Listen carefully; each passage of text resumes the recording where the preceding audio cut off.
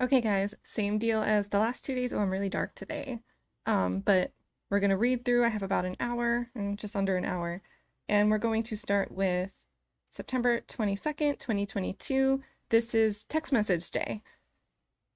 Again, fundraiser link is in the description. All of the transcripts that have been obtained are in a folder. There's a link to that in the description if you just want to read them on your own. And this is probably going to be a little bit of a struggle stream, so just warning you. But let's start reading. Pull this up, make sure you guys can see it. And then they had just read the instruction to, this is only background information, blah, blah, blah, blah, blah. And then directing your attention to September 22nd, 2022. Did the defendant become upset with you on that day? Yes. What was he upset about? I want to make sure I'm talking about the right thing. So Galloway says, let me rephrase the question. Did there come a point where the defendant texted you about an incident between the two of you? Now, remember, an incident. Up in the air. Jabbari says, I think I need to understand. I got really overwhelmed in my head then. Why? Galloway says, it's okay. Then Jabbari says, say it again? Galloway says, did there come a point where the defendant texted you about your behavior on September 22nd?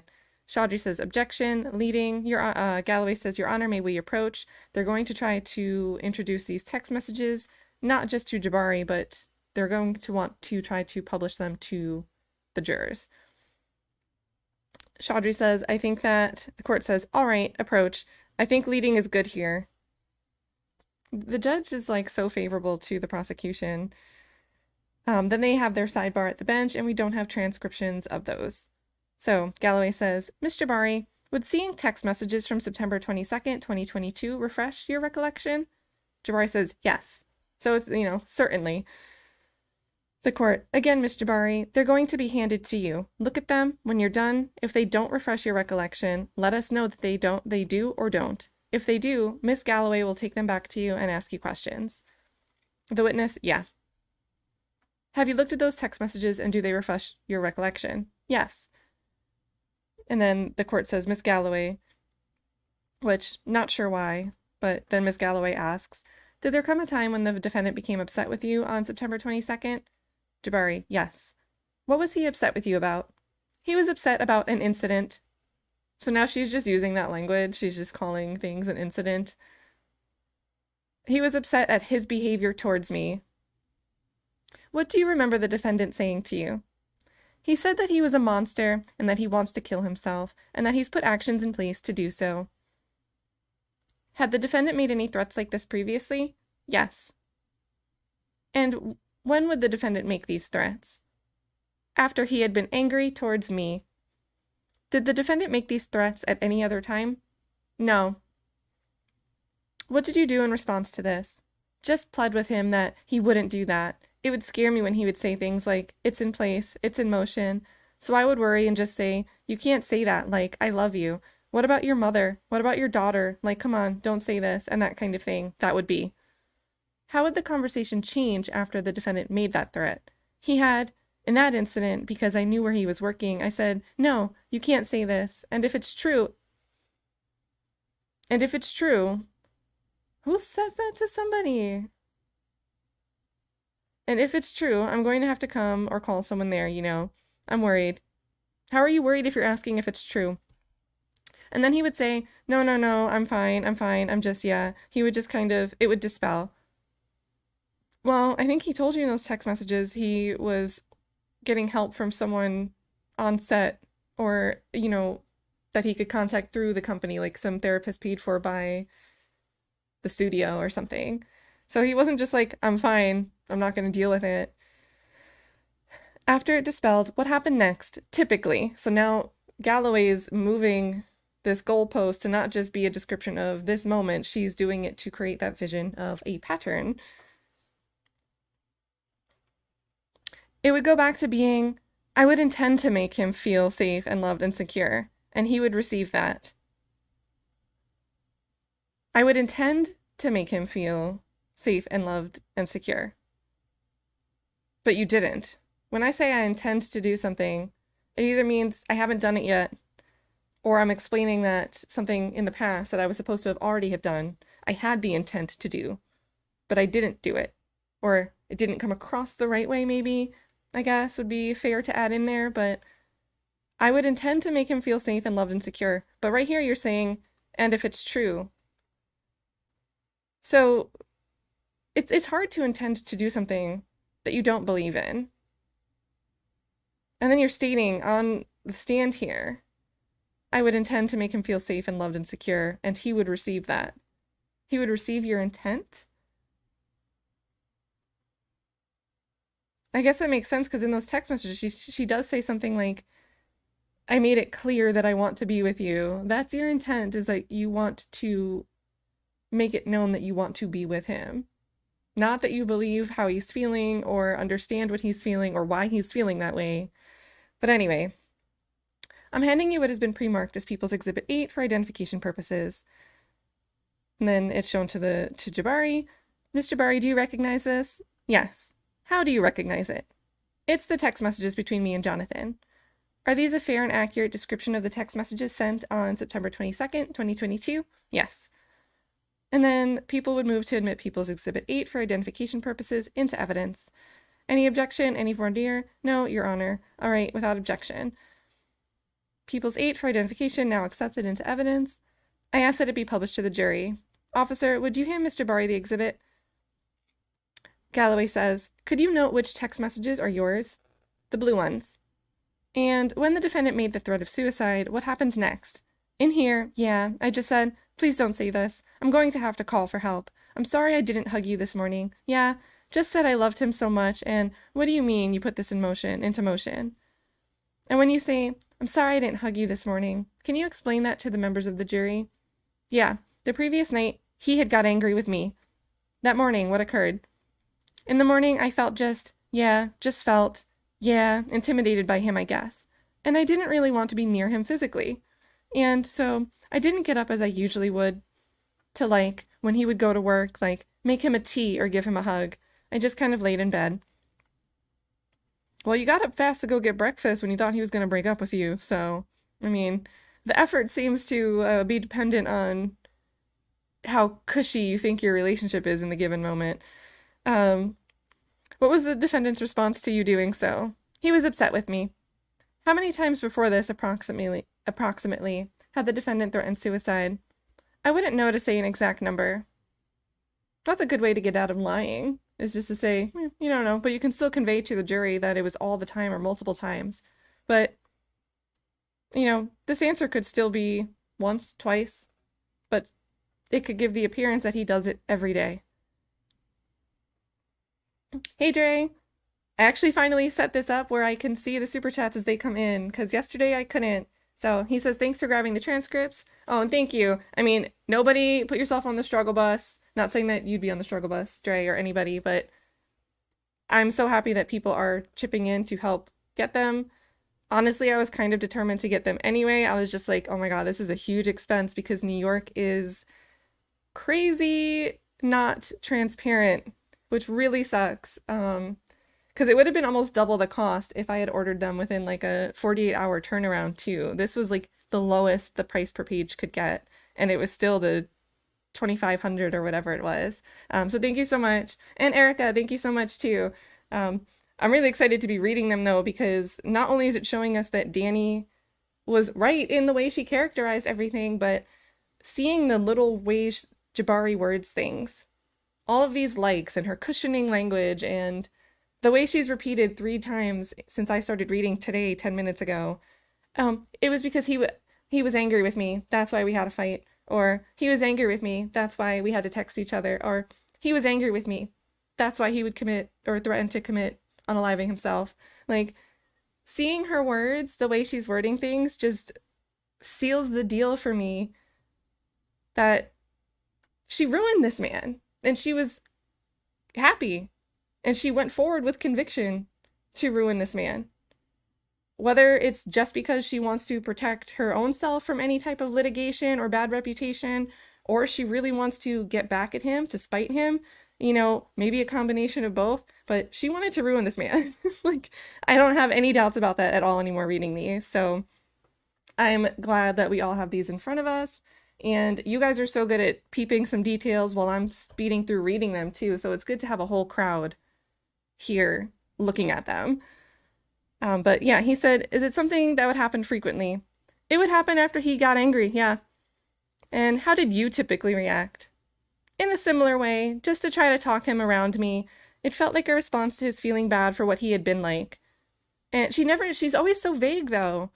She's never giving an example, and the examples she's like forced to put together to testify to for this example are because she didn't understand why she had to have a certain type of composure when meeting dogs for the first time.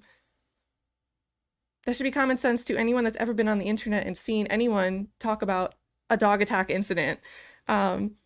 Dealing with the Glastonbury Festival, which is like a huge, there's benzos going around. There's like people talk about they feel out of place at Glastonbury if they're sober. So that's the second incident she uses as an example.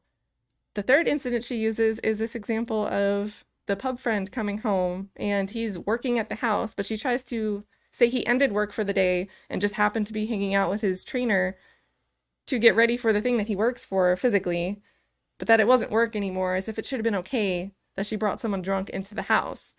So we get to this point here where she's describing, in all these incidences, there was this pattern where he would threaten suicide. It's crazy. And he would do it because he felt bad for getting angry with me. And I would just sit there and I would just try to talk to him with my words. Like it's just nuts. But it felt like a response to his feeling bad for what he had been like. And I just wanted him to not threaten that. And I didn't want him to kill himself, and I would just tell him I loved him. Well, that part's true. But you would tell him you loved him because you didn't want to lose him. How did the defendant threatening suicide impact your behavior in the relationship? I guess, I actually just felt like I wasn't allowed to. I had to always look after. I felt I couldn't. It would happen after an argument. Well, I hate to say that it would happen after he would be angry at me, yet he would then need to comfort and support. Maybe it's a transcription error, but is she slipping and saying he would then need to comfort and support me? Because otherwise you should be saying, yet he would need to be comforted and supported. This sounds like role reversal, the way her words mince. So I felt like I wasn't really allowed that moment of just having someone look after me. Oh, look at that. That would make a lot of sense if this was correct, yet he would then need to comfort and support me. So I felt like I wasn't really allowed that moment of just having someone look after me. I had to constantly look after him by him saying that he was going to kill himself. I would worry because I didn't want that to happen. So then I would put my care in him. Yeah, I was never going to tell anyone about... Oh, I scrolled too far. Can you explain what you mean by saying that you felt that you didn't have anyone to support you? Not your pub friends, not the 4 people you called to laugh about the Queen's funeral. Nobody. And you even knew his trainer, you knew his friend that you met at Glastonbury Festival, that while you were there with all your other friends, you had nobody. But you're always calling someone every time you're crying. You're always calling someone. Yeah, I was never going to tell anyone about stuff, and therefore, I only really had him to talk to. Yeah, did I answer? Sorry. So, I don't know if she's like starting to cry at this point, but we literally just heard that on September 20th, this is talking about September 22nd and a general pattern. On September 20th, maybe it was the 19th, it was the 20th, she leaves the house when they're supposedly arguing after the pub friend thing, and she goes and hangs out with her friends. And she says she comes back, and she felt strong and empowered to finally say, hey, I want to be with you, but you can't get like this, because she just had this conversation about what had happened and what he had done with her friends. But here, while we're still stemming from this pattern argument stemming from September 22nd, now she's saying, yeah, I was never going to tell anyone about stuff, and therefore, I only really had him to talk to. Yeah, did I answer? Sorry. She's literally lying right here in the course of her talking about just a 2-day event. She's lying right here on the paper, on the stand. Yes, it's okay. When you spoke to him about the details of your relationship, what would the defendant do in response? Blame me. Often. Say it would be, it's my fault. You got me angry in the first place. Sometimes he would say that sometimes maybe he'll say that he was sorry, but rarely. Did he really, say something like, you got me angry in the first place in that Curtis Scott King recording. He did lay out a behavior that she engaged in. You brought the friends home. You forgot the plan. You're not focused on the plan. That's not compatible for me. But he wasn't like, I'm angry and it's always your fault. Like, he was never saying that. After you had offered to come to his place of work, as you had stated earlier, what did the defendant do in response? It's not on there, is it? He said, no, I'm talking with my therapist, like, I'm not going to harm myself, that kind of thing. Reassured me, so I didn't come. And remember, she could have reviewed these text messages 2 days before her testimony with the DA, because she said she reviewed the video or the audio with them 2 days ago. So she probably looked at these text messages with the DA and still needed them to pull them up to refresh her memory for the bulk of it. But she does remember this part about being told, no, I don't want you to handle it. I'm going to handle it with my therapist here. That she remembers because it probably stung. She didn't want to hear that because she wanted to go show up.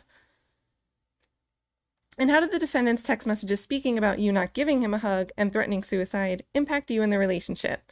I felt like it was existing in his world, you know, and emotionally and physically, in all these ways, just didn't feel that way towards me at all. Can you explain to the members of the jury what you mean by that? I think I just had really low self-esteem. I lost a lot of weight, felt really unconfident. I felt really dependent on him at the same time because, as I said, he was the only one who knew what went on. Yeah, we know you said that, but it's not true because you also said that you told other people what was going on and they empowered you to come back. So it affected the relationship because I honestly found it hard to. I still did try and see my friends. Yeah, because you just lied 2 seconds ago. Now you're trying to clean it up. So it affected the relationship because I honestly found it hard to. I still did try and see my friends and my family, but every time I saw them, I felt like I was lying to them. Sorry.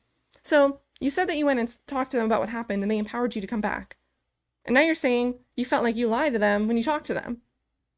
This doesn't reconcile. This doesn't reconcile.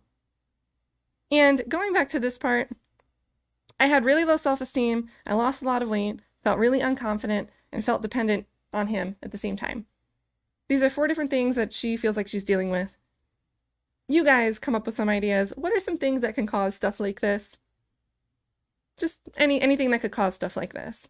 Losing a lot of weight, low self-esteem, feeling unconfident, and then being dependent on somebody because you give up your flat and you go live with them. What are some ideas that could cause that besides Jonathan Majors saying, hey, I blame you because you make me angry? She must be crying again because she says sorry. Yeah, because every time she gets caught up and knows she slipped up and said something that's inconsistent, she always says sorry, and then they have to say it's okay, take your time, because she's sniffling. Every time she starts saying something that's a lie, that she knows she messed up, she starts sniffling and crying on the stand. It's okay, take your time. I felt like I was lying to them, so I just felt isolated, I guess. Meanwhile, this whole fight is about you having people around. Miss Galloway, Your Honor. All right, ladies and gentlemen. Oh, and they do the instruction that it's offered for background information.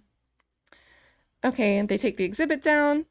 Ms. Jabbari, directing your attention to January 13th of 2023.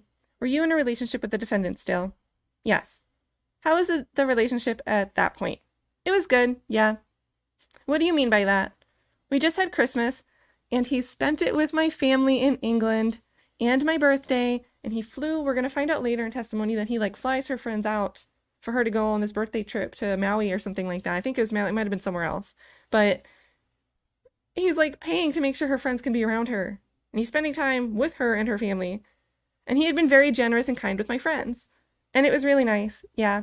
So we literally get off the tail of, I was so isolated and alone, to, yeah, he's with my family and all my friends and my birthday. It's great. Everything's really nice. It felt like a really nice start. We spent New Year's even together in the new house in New York, and it felt like a really nice time. I know you mentioned, so hold on, because she doesn't actually move into that house in New York until February 1st or 2nd or something. But he already has it. So, I mean, piece that detail together. Whose house was it? I mean, it's like a $10 million, over probably $10 million penthouse at the Mercantile Building. So, I mean, the numbers, it would make sense who paid for it anyway. But just because she keeps insisting that things are her house, if she's spending time together in the new house in New York, but then she describes that she didn't move there until February 2nd or something, February something. It's just like how she had to give up her flat to go live with him in what was her house.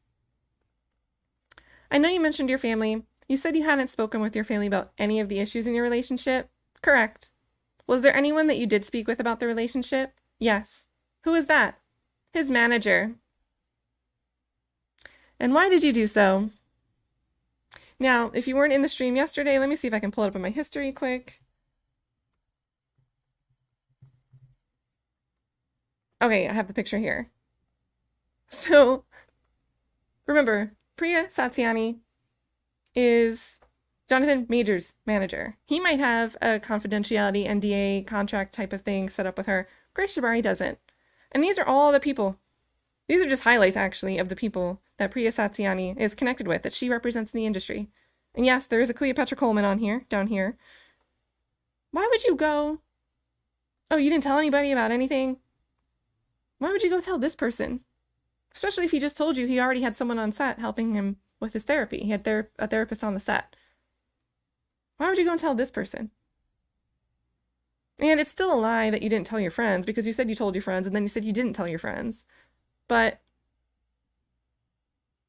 why would you go tell this person who has an employer contractual relationship, an agency type relationship with Jonathan Majors? They're not personal friends. They're not close friends. They're not like best buddies that grew up together, that have been through things together.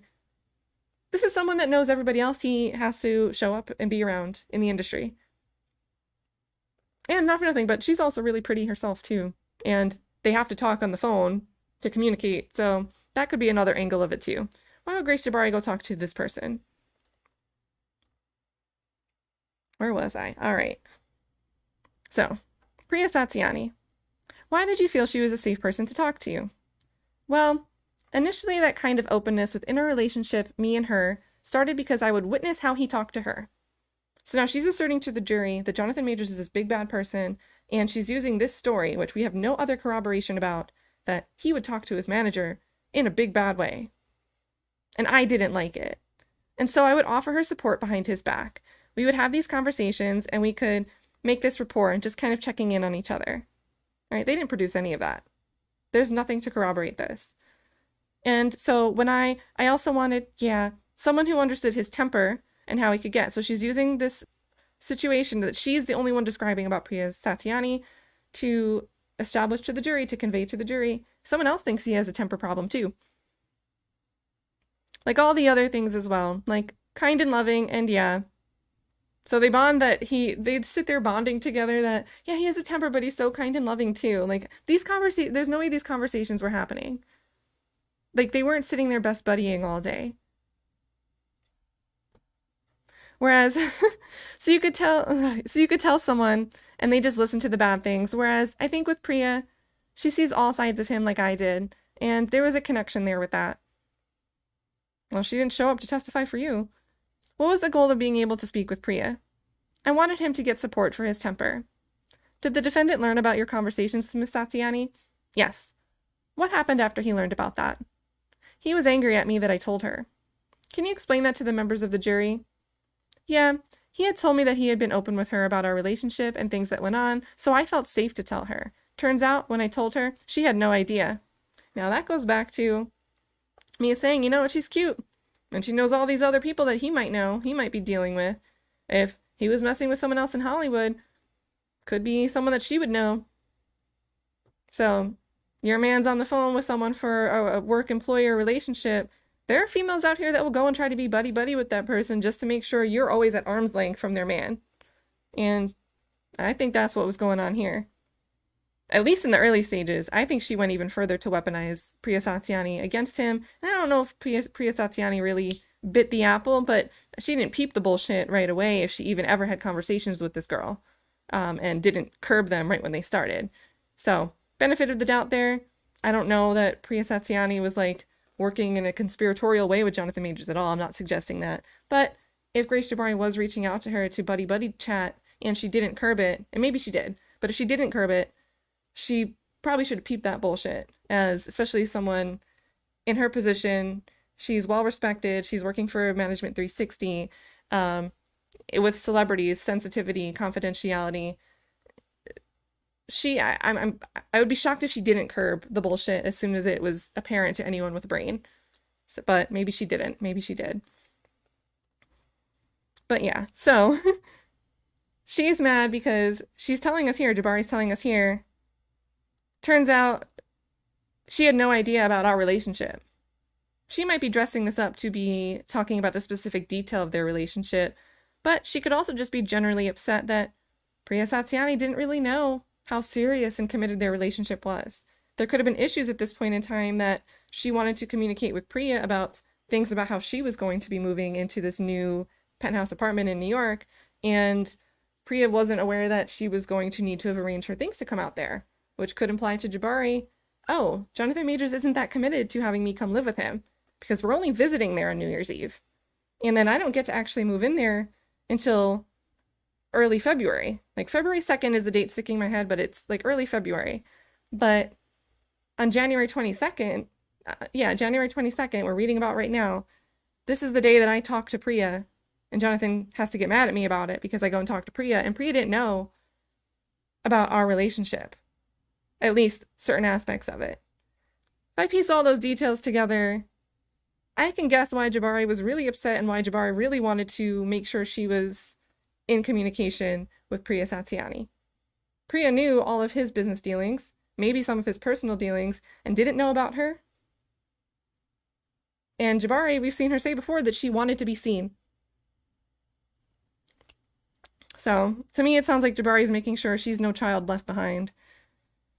So, the court says, I'm going to stop there and ask that you, and then Galloway says yes, and asks, Ms. Jabbari, what did the defendant do in response to becoming upset with you? He just texts me saying, Priya told me everything that you told her, kind of thing. And now, I want you to underscore this. She's saying in all of this part here, this intro part, that she discusses his temper with Priya Satyani. The way he gets angry. His temper and the way he gets angry. So Jonathan says Jonathan texts Jabbari saying, Priya told me everything that you told her, kind of thing. And what happened after he sent that text message? He just basically stopped talking to me for a period of time. Do you know approximately how long that period of time was? Yeah, it was intermittent with some texts saying, I love you, this is just hard for me, but it was a couple weeks. And how did the defendant's behavior affect you? I just felt really responsible for it, felt bad, like maybe I shouldn't have told her. And so I felt like I needed to reassure him that I wouldn't tell anyone else, and that I loved him, and yeah. Okay, and did the relationship continue after this? Yes. So what happened next? The court says, let me ask one question. Are we moving on? Oh, it's January 13th, not 22nd. Are we moving on from January 13th? No, sorry. This is still January 13th. And then Ms. Chaudhry wants to approach, absolutely. And then they come back after a sidebar. Ms. Jabbari, after the defendant stopped speaking with you, did there come a time where you reconciled the relationship? So here we go, this pattern again. Who's trying to leave here in this moment? Once again, is it Jabbari? Or is it Jonathan? Yes. How did you reconcile the relationship? We would, over that whole period, he wasn't totally kind of silent. He would send me pictures of the dogs that we had. I told you she was gonna claim the dogs. He would send me pictures of the dogs that we had and just say, like, imagine some girl you're trying to break up with claiming that the dogs are yours and you've barely been dating for a year. I know if you like dogs, you're going to get attached to someone's dogs if you're around them all the time, but those aren't your dogs. They're just not, especially if your relationship is in and out every other month. And especially if you're like mocking today in 2023 how you needed to behave and meet them a certain way. You never cared to be a dog owner. And now here, he would send me pictures of the dogs that we had and just say, like, I love you. This is just really hard. And then we started eventually just texting a little more. And did that relationship continue afterwards? Yeah. Okay, Your Honor, I think that's a good stopping point. They take a break, and then they come back in for the afternoon. We had been speaking about how you continued your relationship with the defendant. Yes. I'm directing your attention to March of 2023. Where were you living at the time? In New York. How long had you been living in New York? I moved in December. Why did you move in December? We wanted to live together, and okay, so she said she moved in December. Now, I swear I've seen somewhere else that she was going over there in February. Why would they move and then spend New Year's Eve there? So I can go and clean up the part where I said that she moved in February, but I swear I've seen it. We wanted to live together, and it felt like a good spot between London and LA, which were the other places we spent our time. What were you doing while you were in New York? I was going to like classes and things like that because I didn't have my visa yet, my working visa, so I couldn't work. But putting that into motion, waiting for the result of that. What kind of classes were you taking? Dance classes and things like that. And they don't ask her, they should ask her like, how many classes were you attending a week? How many hours? What kind of classes were you taking? Dance classes and things like that. How was your relationship in March? It was in a good place. Did you see a future in the relationship? Yeah, it was often talked about, like children, marriage. He said he picked a ring. He was just waiting for the right time, things like that. And where were you living in New York? So, I mean, maybe she's jumping, and they move her back to March. How was your relationship in March? So you guys are having like this huge issue. You like break up in January and have to reconcile the relationship. But he has a ring and he's waiting for the right time. I mean, maybe he's a dumb simp for you still in this moment after having multiple instances in just a 1-year period of time where he's like, I don't know if this is working. Let me step back and wean off from her. I don't know. And where were you living in New York? In Chelsea. And was it an apartment or penthouse? The penthouse, yeah. What kind of responsibilities did you have related to the apartment? Well, it was already decorated, but probably not to our taste, so it was more like cleaning things away. And she said when she was walking out with the body cam footage that they didn't even have time to decorate it yet. So if they moved in December, and then on the body cam footage on March 25th, that we haven't even had time to decorate it yet. And her job, she's like trying to make this sound like her job, like she's a homemaker. If like 3.5, 4 months go by and she still hasn't undone the decoration that came with the house already.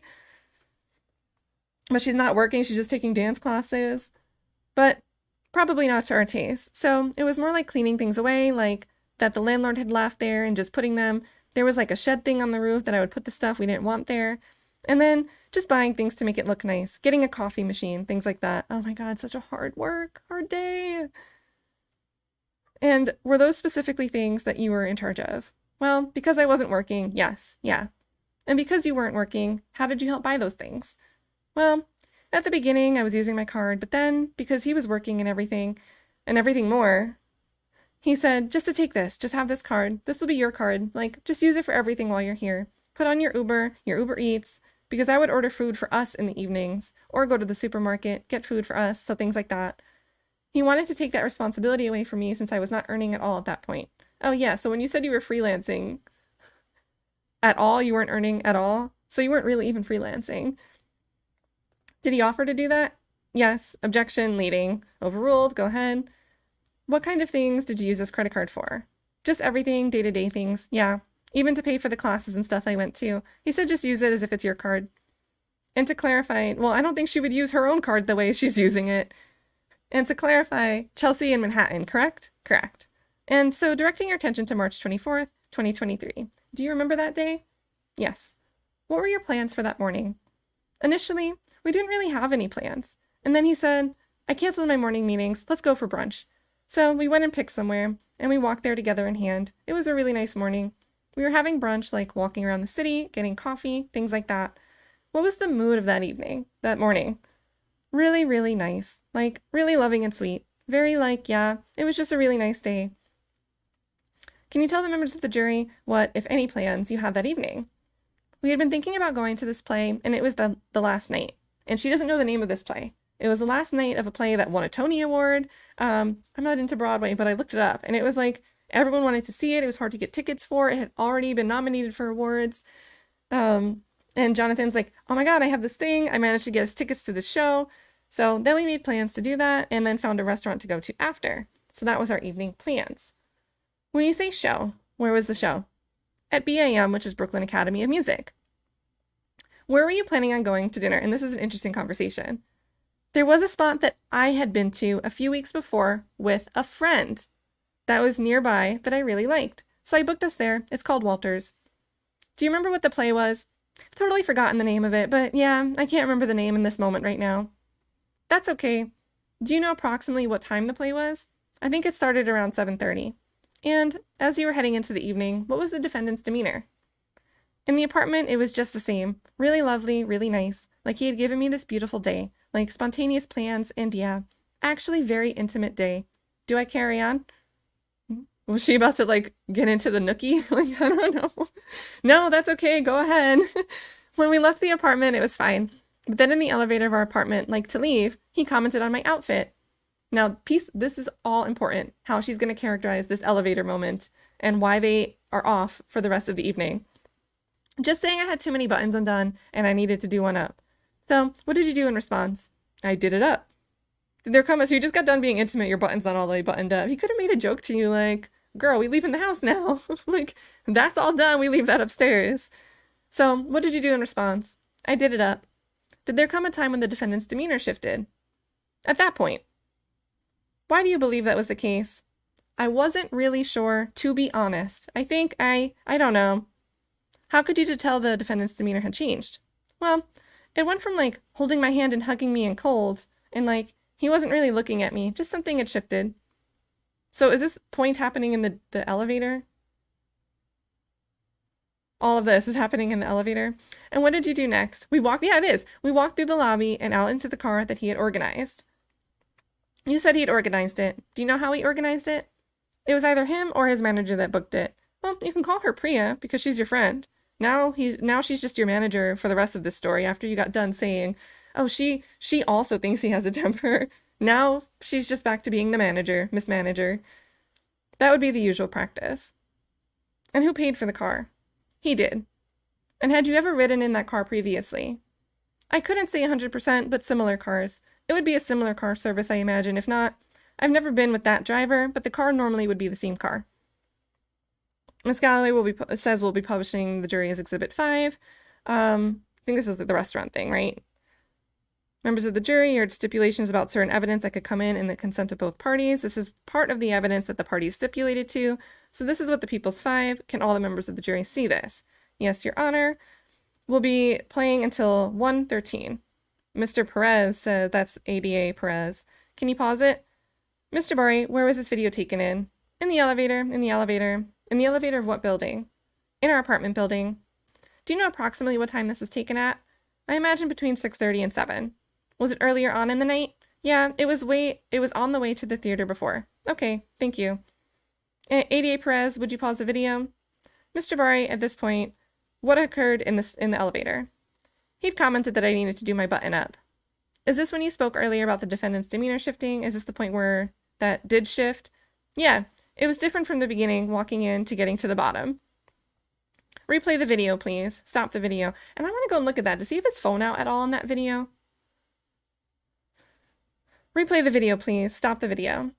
I'm going to put on the record, Judge. Let the record reflect the video is being stopped at 1:17. So what is that? They say 1:13, so 4 minutes. And we don't know the exact second. So it could be 3 minutes. It could be almost 5 minutes. But probably about 4 minutes. Thank you. Mr. Jabbari, where were you walking later in the video? Through the lobby and out to the car. Is that the car that you were with the whole night? Yes. What was the mood like once you entered the vehicle? It wasn't very pleasant. Can you explain that? He just kind of stopped talking to me, and I didn't really understand why, because I had done what he asked me to. Did you understand that he was upset because of the button? Chaudhry objects. Yes, that's sustained. You don't have to answer. Okay, sorry. Galloway says, why do you believe the defendant was upset with you? Well, I was really unsure, but I understood what triggered it. Objection, overruled.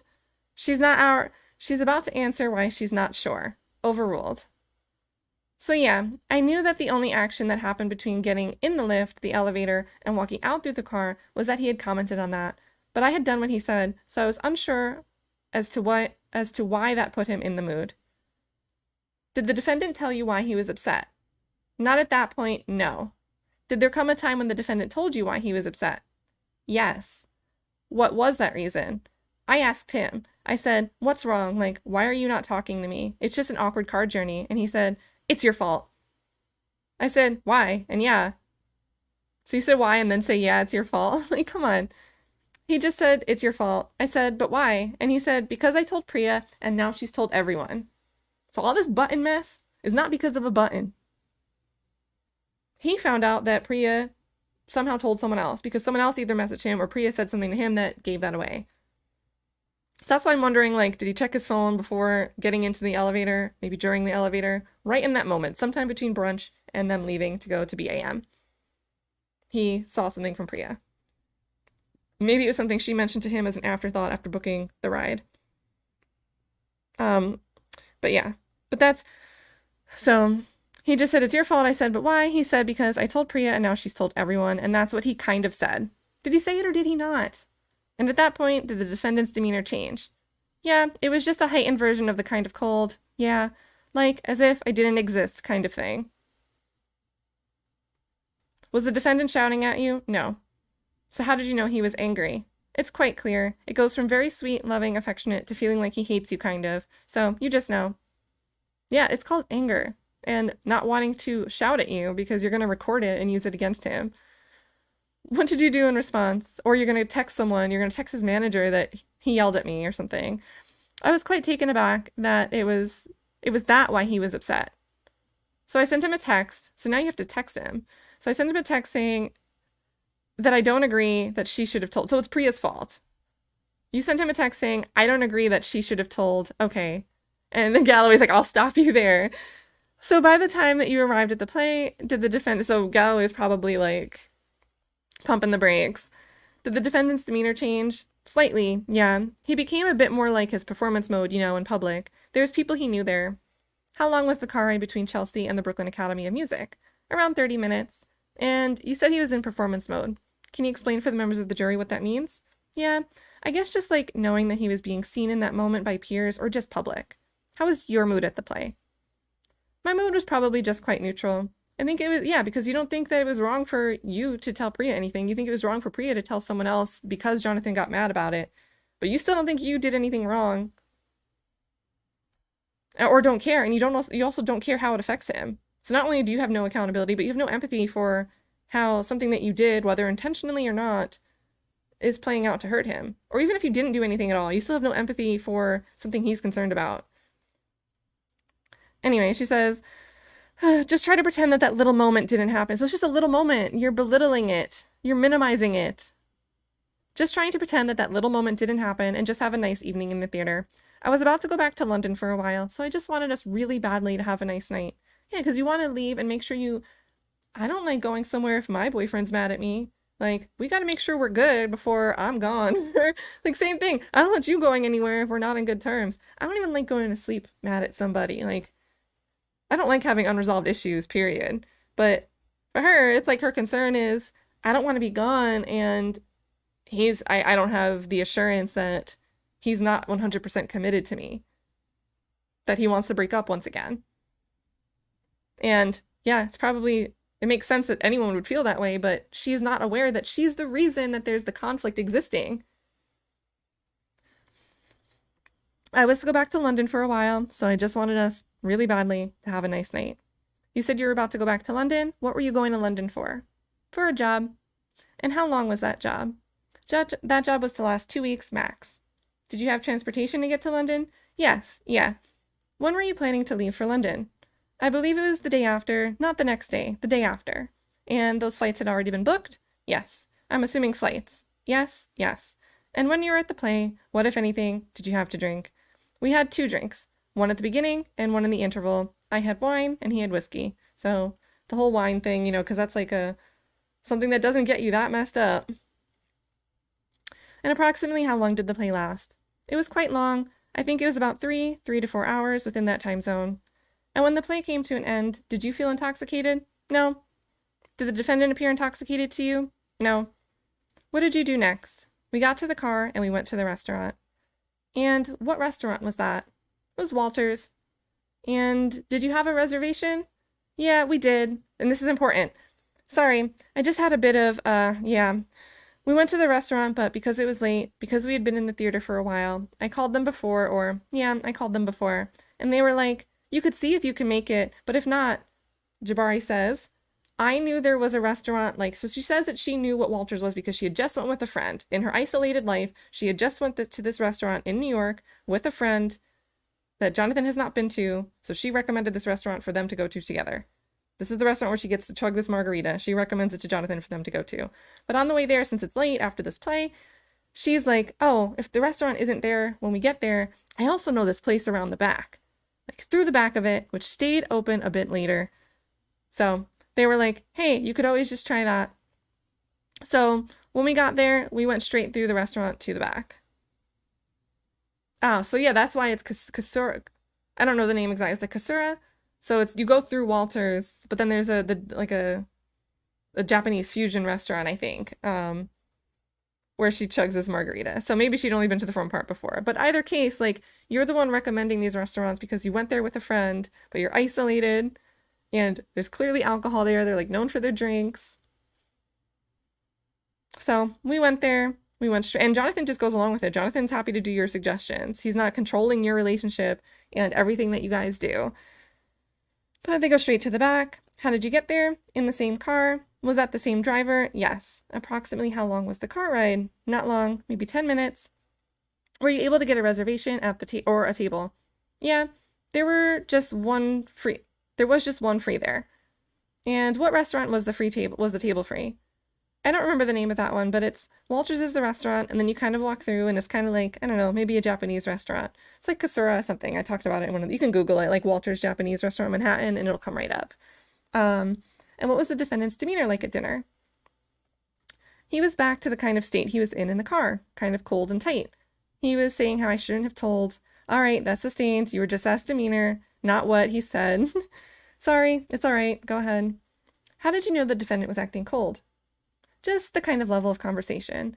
His demeanor physically just was a bit tighter, Yeah, there was no touching or looking at me at all. And approximately how long had you been dating on March 24th? Coming up to 2 years in August. Okay, so in March, April, May, June, July, August. Oh, why are you adding 5 months to your what? Why are you adding 5 months to your relationship tenure? Coming up 2 years in August. What, if anything, did the defendant say at dinner? He was saying that because of the conversation I had, that he was going to kill himself. That just that kind of stuff. He's a monster. He says I'm a monster. I shouldn't be there. Now everyone knows, and kind of blaming me, I'm going to kill myself. I'm going to do this time. I'm going to do it. And I was replying saying, please don't. Think of your family. All this, just kind of. And then again, have you had similar conversations previously? Yes. And what did you reply to the defendant? I just asked him to kind of just take a deep breath and know that it's not what should be the option here. The option here should be getting help, not this extreme of killing yourself. It's not, I knew it's hard to know what I can say. My response is that he shouldn't do it and that there's other ways to deal with these feelings that he's feeling in his behaviors. There's other ways to fix this. And that shouldn't be that, you're precious and loved, and she's always seems like she's shoulder shrugging when she's talking about how he's loved. How did the defendant threaten to commit suicide impact you at dinner? It just felt like almost every time he said it, it was going to kind of end this wound, the same wound, just feeling like I didn't even know why you're feeling like this because you don't tell me. You guessed why he was feeling like that because of some button. And then he finally tells you, and you say he told you, and now you're like, oh, he doesn't tell me why he's feeling this way. He told you, and you don't want to hear it. In fact, when you heard it, you blamed Priya, and not you. And this whole thing, this conversation tonight, is all about the fact I was just asking for some help, and it's causing you to feel like this. But, oh yeah, so then she's acknowledging it. So she's distancing language here. She's not coming out and saying, because I went and told his business to his manager instead of someone who could actually help him and keep it private. I told it to someone that's well connected that I have no relationship, no business talking to. But this whole thing, this conversation tonight, is all about the fact that I was just trying to ask for some help, and it's causing you to feel like this. But then, so how do I navigate myself in this situation? I just need a little bit of support, just a tiny bit. And I'm not allowed, because if I say, like, there's a way out of this that's not that, and I can do it with you, and I'm going to kill myself, and then it felt like I'm not allowed to bring it up. So we have it stay in this place of where it is, which is not, I felt fear in those moments as opposed to love and safety and all the other moments surrounding it. So you don't feel upset or worried. You feel fear instead of love and safety for yourself. You're saying that your boyfriend's expressing suicidal thoughts to you. You're saying he was cold and not talking to you, but then you said he rambles on about all this talk and how you were just trying to help him. So that's inconsistent anyway. But if he is going on about all this stuff, and you're just saying, oh, I felt fear in those moments, opposed to love and safety. If he's talking to you about his own suicide and depression, and you feel fear, what do you feel fear of? Because if you say that you don't feel love and you don't feel safe, your fear isn't about his well-being. Your fear is about your well-being and your current position. When you comforted, yeah, good job, Galloway. When you comforted the defendant, great presumption there. When you comforted the defendant, how did the defendant respond? You're just presuming that she comforted him. Eventually, he kind of came around to feeling safe and loved, and then we had a really nice rest of the evening. So, however long it must have taken them to get their dinner and their drinks, he turns around. So either he was sitting there for a block of silence, then he wasn't, like, what was happening? Eventually, he kind of came around to feeling safe and loved, and then we had a really nice rest of the evening. And what did you eat at the dinner? Quite a lot, I think. Oh yeah, you want to make sure you say you ate a lot because you're about to be drunk. We had a couple of cocktails, maybe 3. One of them was sent over by some people who were fans of his, and then I think we got 2 more. And what was the mood at the end of the dinner? It was really nice, really nice. Like, it was flirty, really intimate again, and I was drunk. And we were saying how we were excited to get home and just have a nice time. Now, how many drinks did you observe the defendant have? I believe it was the same amount as me. And then you left the dinner feeling better. What was your level of intoxication at that point? Just quite, probably a bit tipsy, but not drunk. We had eaten substantially. Doesn't work like that. Like, it's not good to eat on an empty to drink on an empty stomach, but you still had 5 drinks. And then you chug an extra one. I'm not sure if the one that you run and sneak is number 6, but that's 6 drinks. And could you observe that the defendant was intoxicated? I found it always quite hard to tell with him whether he was or not. Well, maybe because sometimes you'd be drinking a lot and he wouldn't be drinking, and you would just assume he could hold his liquor, but you were just the one actually chugging things down. To the best of your knowledge, how many hours had it been since your first drink? Maybe 5. Yeah, maybe 4 or 4.5 hours, maybe. Okay, and I'm playing People's Exhibit 5. And then this is the video surveillance. I believe that's at the restaurant where we ate. And do you remember where you were sitting? I can't make out how the door was. It was one of the back tables. I think maybe that table there. But I can't make out where the front door is. Let the record reflect. Miss Jabbari's pointing to the table on the far right. They play it. It goes from 141 to 159. What did you do after leaving the restaurant? We got in the car to go home. And can you remind the members of the jury, so they don't ask her any questions about this restaurant picture, but they play it. We got in the car to go home. And can you remind the members of the jury where you were in New York at this point? In Brooklyn. And then, okay, ADA Perez, if you could show the incident, thank you. And how are you getting there? In the same car? Okay, so this is going to get into the car thing. We're going to break this down on another day. I want to pull up, because I think I've been ignoring you guys. So let me pull up the chat, because it's actually only showing me supers in my streaming software. And when I have a second, I'm going to switch over to OBS, because that's what I want to use.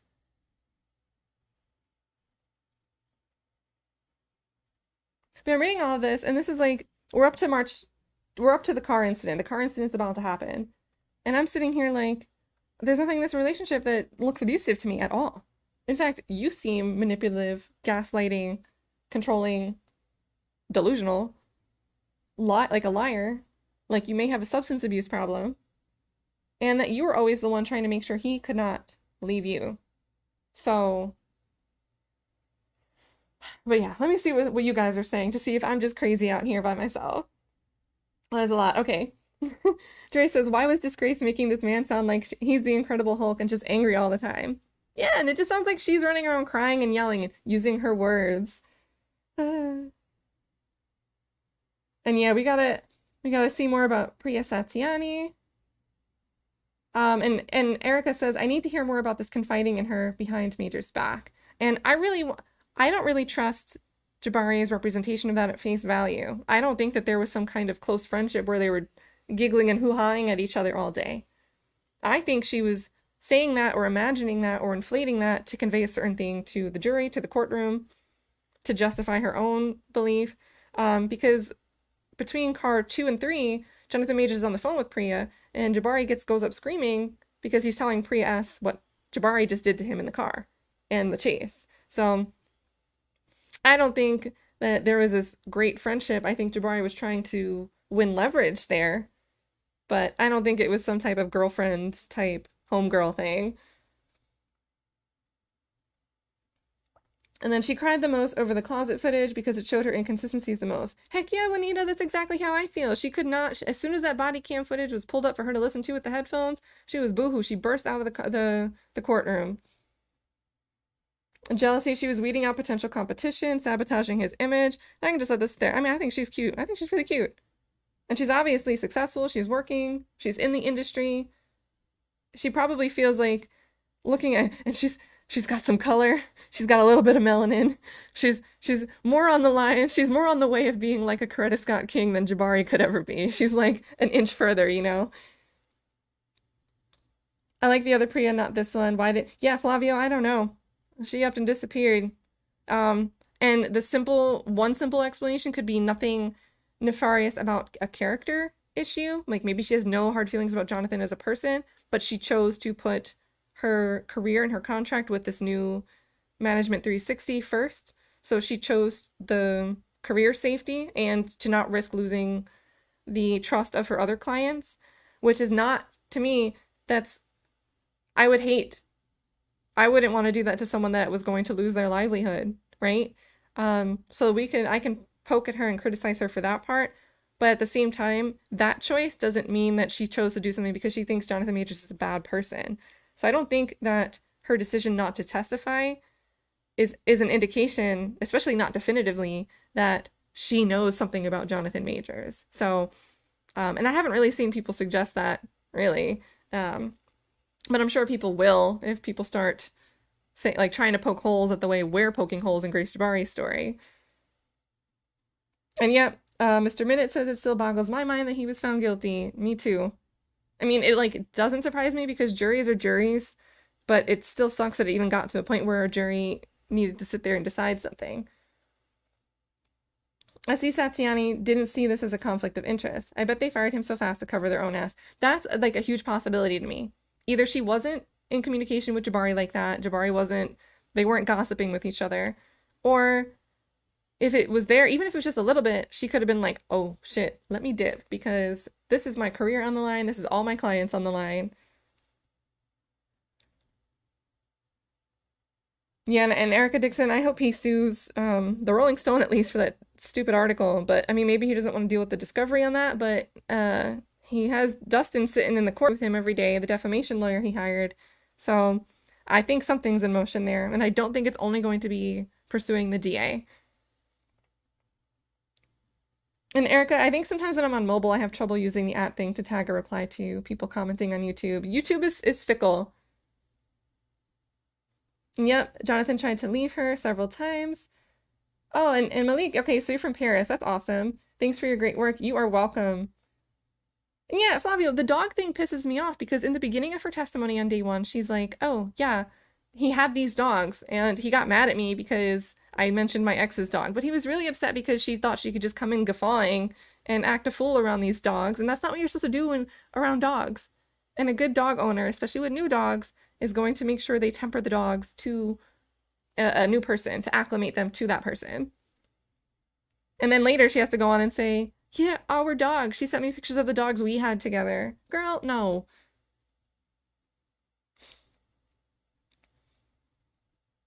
And yeah, Grace didn't work. Jonathan paid for everything. She has like one gig and it's like he's paying for her flights to go back over there, to fly over there. right? He's organizing the flight for her to fly out, and then that's when this like Priya told someone else thing pops up. So to me, it seems like Jonathan had to text Priya to arrange the flight, and Priya said something, and he was like, "Damn, now everybody knows my shit." And clearly, he said nothing about taking care of her. She only seems comfortable, Juanita says, she only seems comfortable when he's spending all his money on her. That's what I'm saying. She would not use her credit card.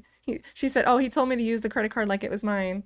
Well, you would not use your own credit card the way you're using Jonathan's credit card. You would not be buying Chloe and Max and Shams, no bottles of champagne and tequila shots if you were using your own card.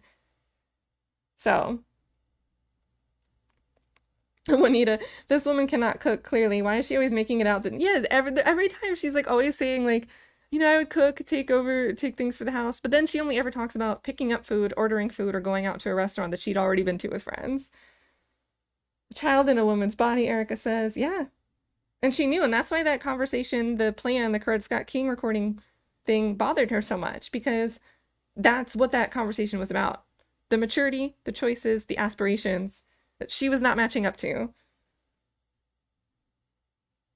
Yeah, Flavio, the performance mode showing up. Like, no, she was just insecure sitting there at that play. You don't have that much time to mix and mingle at a play, especially if you get there at call time or at curtain call, and go to a restaurant right after because you're worried about being late. Yeah, Malik says Jabbari has to take a lie detector test. You'll see the machine explode. When the driver called her psycho girl, he was exactly right. I agree, Juanita. Definitely 100% psycho. Leroy or Leroy. So she only drinks wine. But that's the thing. That's like my wine mom culture. Nothing against people that drink. Nothing against people that drink wine. But people do, when they're trying to reduce the image of how much they might drink, a lot of them start to pitch it like they only drink wine as if it's okay. Because, you know, it's okay for a pregnant woman to drink 1 glass of wine a day. So I must not look like I drink that much if I say I drink wine or if I choose to drink wine in front of people.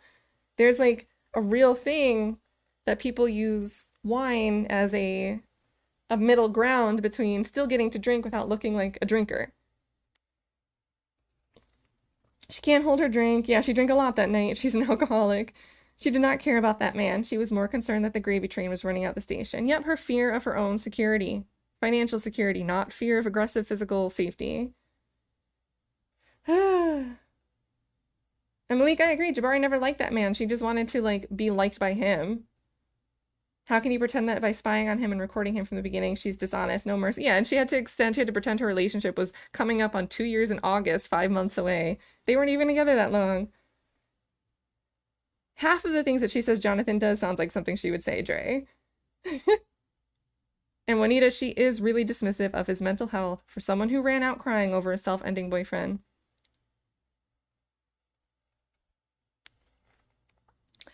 Tipsy enough to chase a grown man down the street in heels and leather pants. So if he really wanted to delete himself, how does he know that? How does knowing that help her case or help his well-being? I don't know. I think she wanted to say that I think she had to clean that up because she knew it would come out in trial, that he was the one depressed and suicidal, and she had to turn that into something that could be aggressive, abusive, and violent. So she would say, oh, he wasn't really suicidal. He would just manipulate me by saying that he was. But then what did we see on the night of March 25th? With the candle, the suitcase, the sentimental photograph, she's locked in the bathroom upstairs with the pills. It sounds like you're your own inspiration for the story you're fabricating, Grace Jabbari. I really resent that her consistent substance abuse was not underlined in court. It informs testimony. I think we'll see that more on cross, because this is direct. This is all prosecution asking her questions, which is why it's weird that the judge keeps allowing leading questions. She uses crying as emotional manipulation. It's just crazy, especially Cheyenne Roundtree. Jonathan is innocent. I agree. I fully agree. And I did not come into this like trying to get to a point to prove that to myself. Things didn't add up. And if anything, I started thinking like this strangulation charge doesn't make sense, but what else happened? She was fumbling the bag and wigging out, Dramac says. All right, so I'm going to close this out. I've got one more popping in. He says, Juanita, you can see him trying to keep her away from his work, and she's mad about it. She wants his lifestyle with none of the work. He obviously peeped she was a backstabber and career sabotager. I agree. A little bit too late, or maybe he felt too bad to actually cut it off in time to save him from all of this, which sucks, but it happens. And hindsight is great. We all have it, but I think we can probably all think of a situation that we let go on a little bit longer than we should have because we wanted to give somebody the benefit of the doubt. So don't want to fault somebody for doing that. All right, I am 21 minutes past our call time here, and they haven't bugged me. So shout out to High Res Studios for letting me film in their Smite podcast room, which is really cool. It makes me feel like I'm live streaming for real. And thanks so much for you guys hanging out. I always love to see the chat because you guys point out things and make me feel less crazy. I will continue to go through these transcripts and pop up as I can. I will be driving all day tomorrow. I know that Good Morning America interview is tomorrow morning. I won't be able to do any videos because I'm going from Georgia to Arlington, Texas. It's like 12 hours. And I will be passenger. So I'm just going to try to be Twitter fingers about anyone saying, oh, he's acting, he's fake crying, he's just trying to clean up his image after he abused that girl. I will be Twitter fingering all day tomorrow while I'm a passenger in this car. So I will talk to you through Twitter or someone else's live stream chats tomorrow. I forget, I think, Dre, are you the one doing the GMA live? Whoever's doing the live stream after this 7 a.m. Eastern Good Morning America interview with Jonathan Majors tomorrow, I'll tweet out that link tomorrow morning and we can all get up in there and be in that chat together. So you guys all take